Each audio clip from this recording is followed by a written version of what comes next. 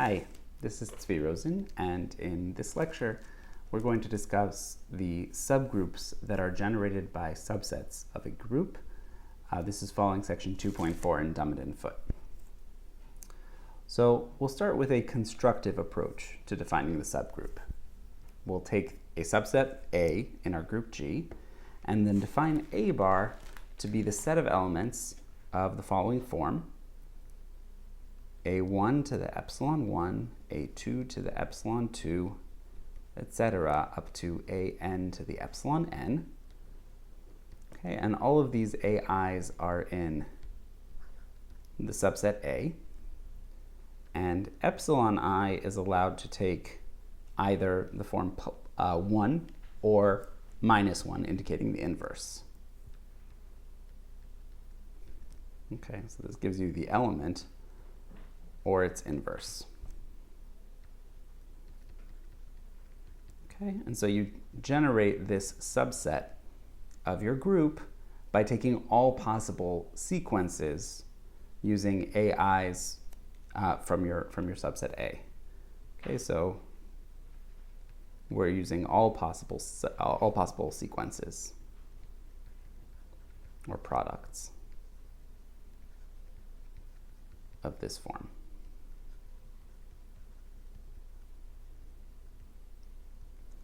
Okay, let's see an example of this. We're considering the dihedral group D12. This is the symmetry group of a regular hexagon. And we're considering in particular the subset R squared, which takes the hexagon and rotates it by 2/6 of a circle, or 1/3 of a circle, as well as the reflection generated, the reflection across this line of symmetry. Okay, let's get the rest of these edges in here.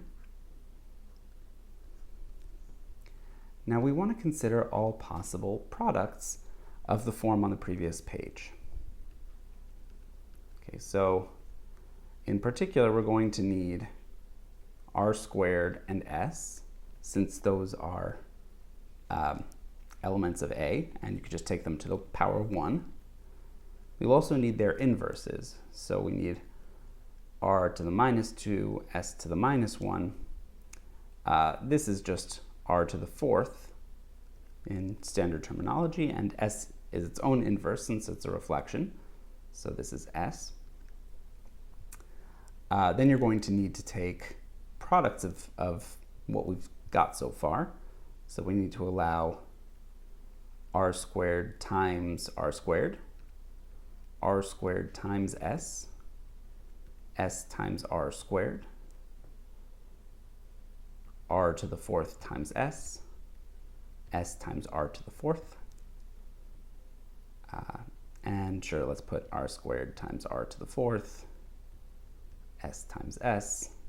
Okay, and what we're doing here involves a lot of redundancy. And once you get a little practice, you'll start to rule these things out. But this is R to the 4th, which we already have as the inverse of R squared. R squared S, using relations on the dihedral group, we know this is equal to SR to the 4th. SR squared we'll leave in that form. R to the 4th S is also SR squared. SR to the 4th is we'll leave in that form as well. R squared times R to the 4th is R to the 6th, or the identity, right? Because if you rotate 6/6 of a circle, you get back to where you started. And S squared, 2 reflections, gives you the identity. So we have a lot of redundancy here, but if we want to count unique elements of this set A bar, we've got R squared, S, R to the 4th, SR to the 4th, SR squared, and E. Okay, so that's 6 elements, and those elements are enough to give you your full subset A bar. Okay, and that's something that you can check by trying additional products or making more formal arguments So A bar will be equal to E r squared S r to the fourth S r squared S r to the fourth. Okay. So that's just one example, but what's particularly nice is that this set A bar is actually a subgroup. Okay, and the proof simply uses the subgroup criterion. So we apply the subgroup criterion. In particular, if A and B are in the set, then so is AB inverse. Okay, and I'll put that in here. From the definition of A bar, we can write A and B each as products of elements of A bar, as elements of A. So A equals, let's say, A1 to the epsilon 1 through AK to the epsilon K, and B is equal to B1 to the epsilon 1 to the, let's make it delta now, delta 1. You thought you could escape deltas and epsilons in algebra, but they'll follow you here. And BL to the delta L. Okay, and here again, your AIs and BIs are all in A, where AI and BI are in A, and epsilon and delta I are all in the set plus or minus 1. Okay, well, once I have it in this form, it's straightforward to write down what AB inverse would be. We would have AB inverse as, well, A1 epsilon 1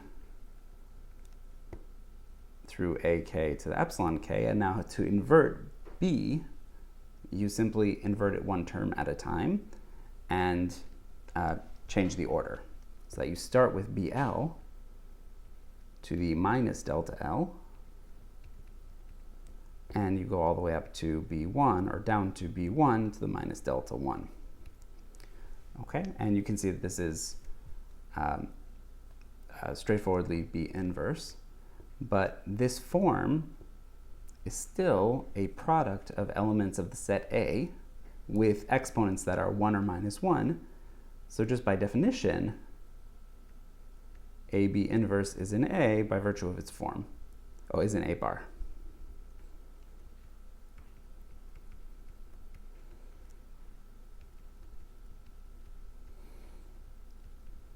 Okay, so A bar is not just a nice set of elements in the group, it's actually a subgroup. Okay, so that was the constructive approach to defining a subgroup generated by a subset.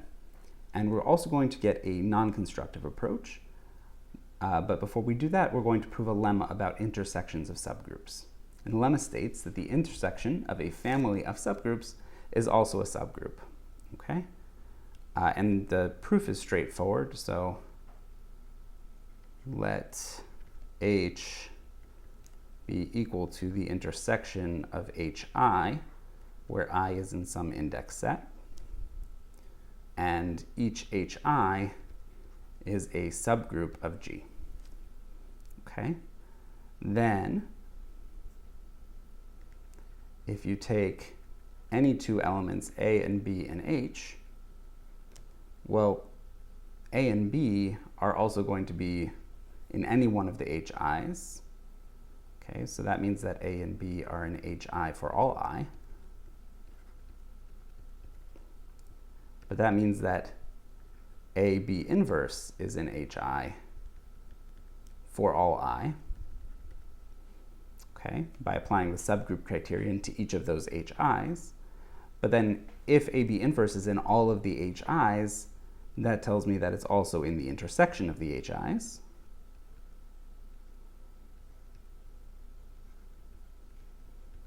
Which in turn implies that AB inverse is in H. Okay. A little QED square. So that's nice and straightforward.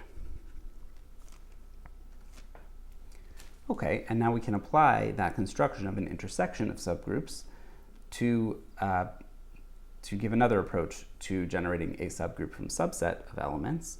If you have a set A in G, which is a subset, you can define the subgroup generated by A using these brackets to be the intersection of H, where H is a subgroup of G and A is a subset of H. Okay, so you're taking all subgroups that, and let me give this less than or equal to, you're giving all subgroups that have A in it, and you're taking their intersection. So by the lemma, that will also be a subgroup. Okay, subgroup. Well, we know that, I guess one caveat is we have to check that this is a non-empty collection. But because G is a subgroup of G, which contains A, this is a non-empty collection. Okay, so let me include that as a note.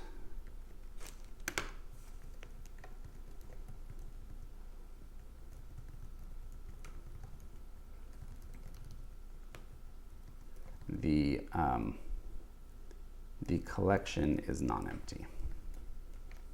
Okay. So now we have two subgroups associated to a subset of elements in your set. One we generated explicitly using formulas for each of the elements, and the other we describe as an intersection of other subgroups.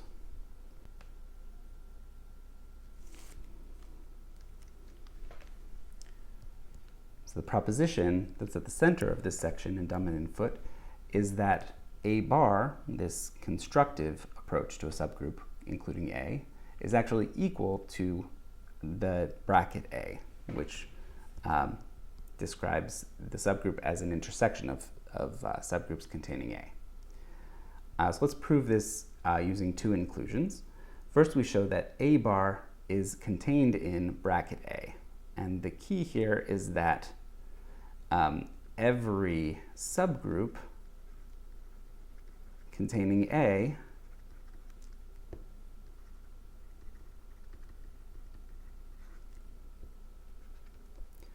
must have every element of the form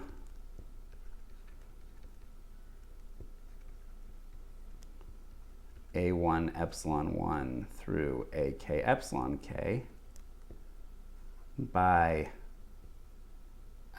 closure under the group operation and inversion. Under operation and inversion, or inverses. Okay, so because of that fact, that means that every element in A bar has to be in every one of those subgroups, so it's also in the intersection. How about going the other way? Well, we know that A bar is a subgroup containing A, and A bar is a subgroup of the larger group G. That means that when you define bracket A, that's going to include among these intersections A bar. Okay, so it's the inclusion of H where A bar is among the collection.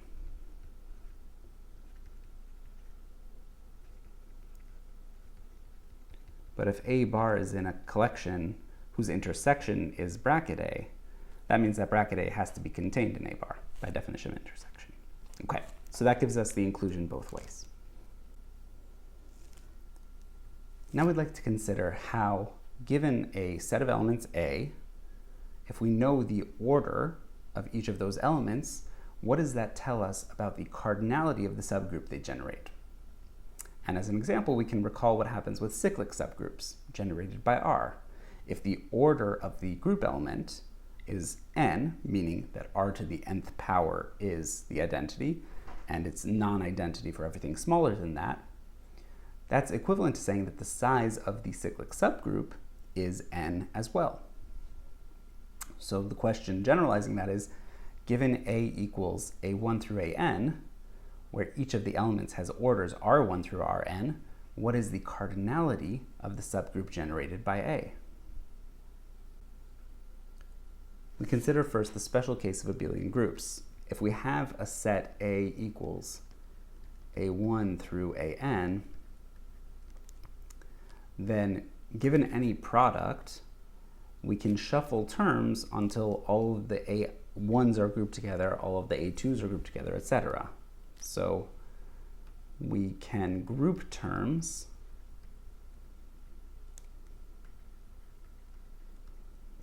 in a product so that any x in A bar has x equals A1 to the K1, A2 to the K2, up to AN to the Kn. Okay, and if we know each of the orders, we can cancel any power of AI to the Ri, so that each Ki is restricted to be between 0 and the order of AI. Okay, so where Ki is between 0 and Ri, which is the order of AI. Okay, well then then any element of A bar can be written as a sequence of exponents, n exponents, each of which is between 0 and Ri. So that tells us that the subgroup generated by A has to have cardinality at most the product of the Ri's. Okay. Now, if the elements of the set A have any relations, then it's going to be less than that. But certainly this is an upper bound. Okay, and that comes by virtue of us being able to shuffle the terms in the product so that everything, all of the different powers are combined, and then we can consider each power separately. On the other hand, in the general case, we don't get any information, in particular in the non-abelian case. And let's consider first the dihedral group D16. So D16, this is the group of symmetries of the octagon, the regular octagon.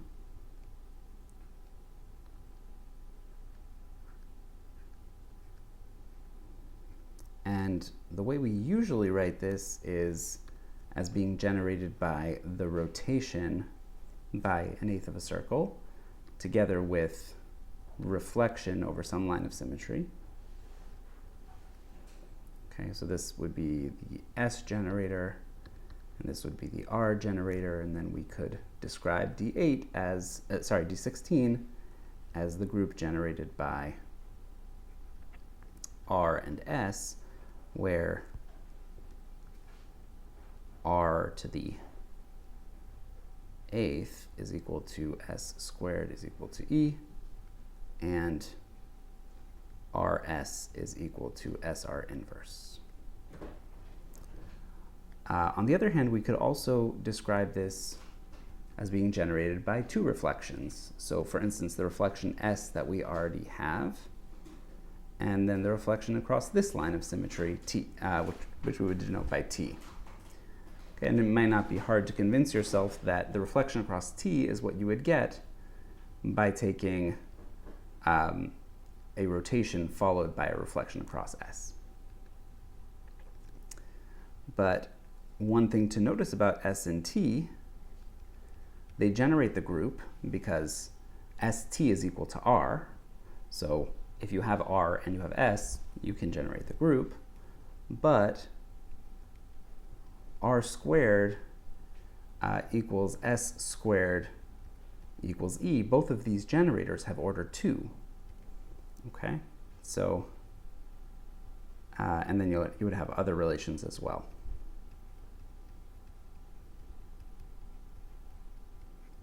So what this tells us is that if our set A is equal to S and T, or equivalently equal to S and SR, then while both of the orders of these elements are 2, so both orders equal 2,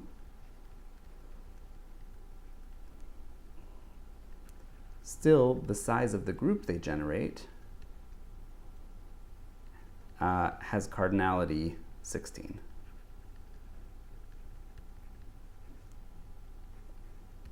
Okay, so that tells us that just knowing these two orders, you can't bound the generated subgroup by the product of those orders. The reason being is I can't write everything as just power of S times power of T.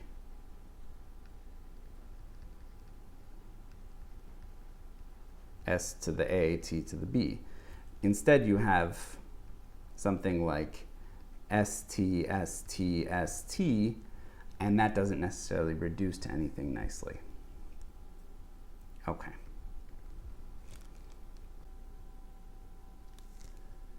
Now let's consider another example, the general linear group of transformations of R2. And here, I've taken this example from Dummit and Foote. We have two elements where each of them it has order 2. And we can do the multiplication explicitly. A squared is the product of this matrix by itself. And if you take first row times first column, you get 1 because of the second column in each, the second entry in each. And then first row, second column, you get 0. Second row, first column, 0 again. And second row, second column, you get 1. By the same token, b squared is 0 to a half 0 times 0 to a half 0. Okay, again, if you take first row times first column, you get 2 times a half, which gives you 1.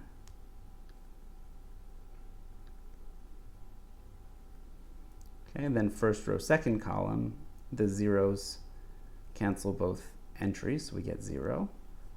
Second row, first column, we get 0 again, and second row, second column, we get 1. So clearly, we have two elements of the general linear group, both order 2.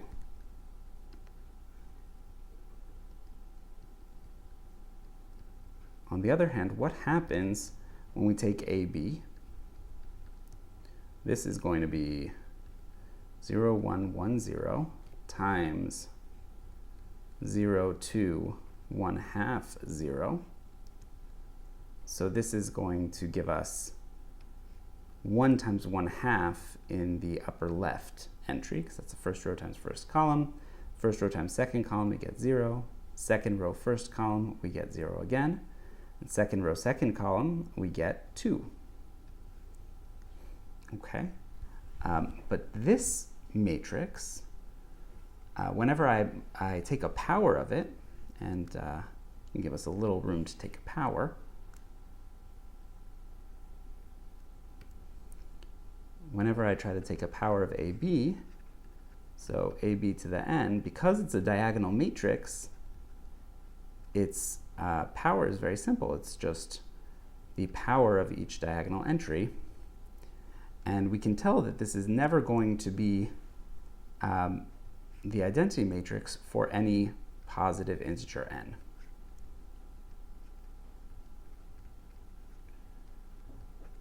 That means that this has infinite order. Okay, so the subgroup generated by these two elements of order 2 has infinite cardinality, which means in particular that when we have a non-abelian group, we can't make any inferences about the size of the subgroup just based on the order of the elements involved.